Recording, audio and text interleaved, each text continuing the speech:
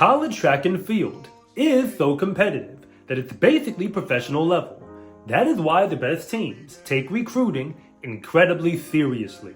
The indoor season is well underway, and we've already seen Parker Valby break the collegiate record indoors in the 5K, just weeks after winning the NCAA cross-country title, which is actually pretty surprising, because she would have been a 4-star recruit on SCArecruiting.com at the end of her junior year. So don't get it twisted. Rankings don't mean anything after the gun goes off, but college coaches at the top of D1 want to recruit the best of the best, and they cannot do that if they can't first figure out who's real and who's not. If you watch my channel, then you know that I rank track and field recruits across the entire nation in every event. And I do it the same way ESPN does it in basketball. They can tell you right now who is really the best girls basketball player in the class of 2025. For the record, it's Aleesa Chavez, because you can figure out who is really the best, regardless of position or event, if you ask the right questions. I could tell you how I do it. There's professional judgment and a whole bunch of math involved, but I'm sure you really don't care about that, so I won't bore you. And I've already dropped the national list for the boys and the girls in the class of 2024, with a re-ranking soon to come at the end of the outdoor season. I've even released the top boys in the class of 2025, but ranking high school juniors on the girls' side is a whole different animal, because interestingly enough, by this point in high school, there are quite a few girls who've already proven that they are going to fit in just fine at the highest levels of Division I. But I also know that somebody is still going to pull off a very big PR by the end of their junior season. It's exactly what Parker Valby did, and it's also how she became a legitimate recruit for the Florida Gators. So let me be very clear. I know that somebody's going to get left off of my national list, who probably deserves to be on it, at least for right now. But the names I'm about to mention have already proven that if you want to go D1 and win championships when you get there, you're likely going to have to go through them in order to pull it off. So here is a breakdown of the top 10 girls recruits in the class of 2025. They're not the only 5 stars on my national list, but with everything we have to go off of, they are clearly the best heading into this season. If you click the link in the description, you can view the full ranking list for the top recruits in the entire nation, because you or someone you know just might be on it. If you don't see a list for your grade class, it's likely because there is one in the works that will be coming out soon.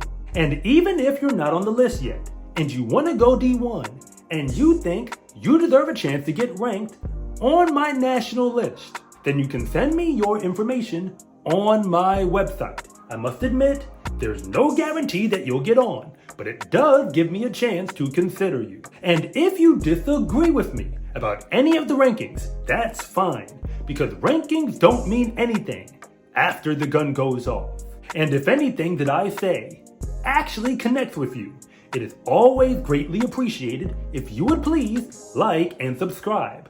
But if I don't, just let me know in the comment section, because I try to read them all. Ranked number 10 in the nation is Crooke out of Indiana. And let me tell you, she is multi-talented. She went top 10 in the nation in 3 separate events, which is hard enough to do if you're a sprinter. She's a 94 rating on my scale, but she does the long jump, the high jump, and the 300 hurdles.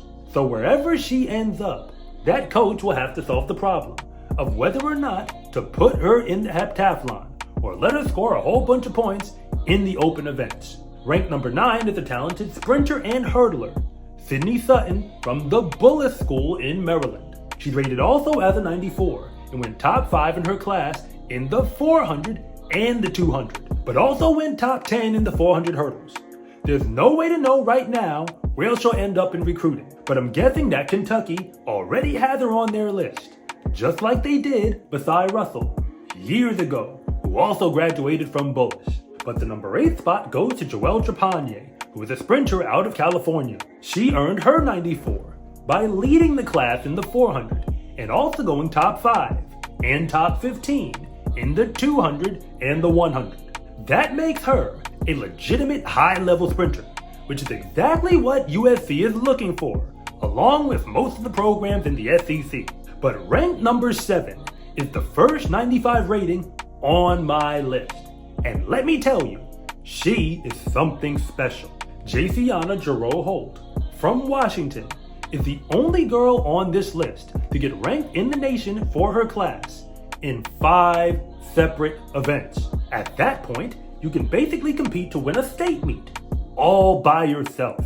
She's the best high jumper in the class, but also long jumps, and can shot put and throw the javelin. But not to mention, she's top 25 in the 100 hurdles. In case you were wondering, that is not normal. I actually had to run the numbers twice, just to make sure it was legitimate.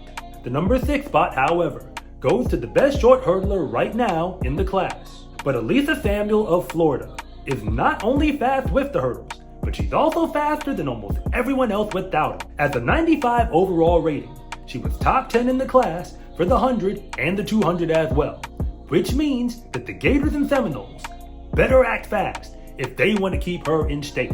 The number 5 recruit in the nation kept that same exact energy because Taylor Nunez of Texas went top 5 and top 15 in both short sprinting events. But her 95 rating became obvious because she was also the best long jumper in the class. I'm not sure if Texas A&M, or even Texas Tech is going to get her, but I'm sure that all of them are going to try. The number 4 recruit in the nation earns the title of the best horizontal jumper in the class right now, while also being potentially the best combo hurdler. Chelsi Williams of Florida was the best triple jumper in the class, but she was also ranked 6th or better in the long jump, the 100 hurdles, and the 400 hurdles. That earned her a 96 rating and another top-level prospect for the SEC to fight over. That said, the number 3 spot on this list goes to the first lady to go number 1 in her class in more than one event. And that is why it had to go to A'ja Johnson out of California. As a thrower, she led the nation in the shot put and the discus to earn a 96 overall rating. I don't know where she'll end up in recruiting, but unless you throw a big PR this season, I don't see another thrower passing her up on this list. However, the number 2 spot on this list goes to another girl who is already the queen of her event group. Elise Cooper right now is the best short sprinter in the class of 2025 because she led the class in the 100 and the 200 meter dash. That's a well-deserved 96 overall rating and a target on her back for every race she runs from here on out. But who cares? Because the only way to beat her, you would have to catch up with her first. And for that reason, I have a funny feeling that USC already knows her name very well. Yet after all that, with a 97 rating on my scale, the number 1 recruit in the class of 2025 is Sadie Engelhardt out of California. NC State and their distance machine don't need to thank me for this one, because I'm sure they've already figured it out. She led the class in the 1600 and the 3200 and went 3rd overall in the 800.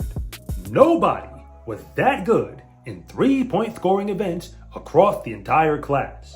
There's no way to know where she'll end up in recruiting, but when you are that dominant in the distance events in high school, there's only one comparison that makes sense, and her name is Katelyn Tuohy. Division I track and field is highly competitive, and that is why getting recruited to compete in it is so hard to do. The girls on this list are the best right now, but remember that rankings don't mean anything after the gun goes off.